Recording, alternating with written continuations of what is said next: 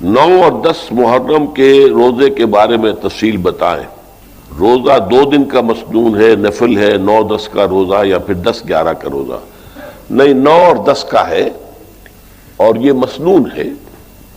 ویسے نفلی روزہ شمار ہوگا، لیکن چونکہ حضور جب مدینہ تشریف لائے تو مدینہ کے یہودی جو ہیں یہ 10 محرم کا روزہ رکھتے تھے، تو حضور نے پوچھا کہ یہ کیوں رکھتے ہیں آپ روزہ؟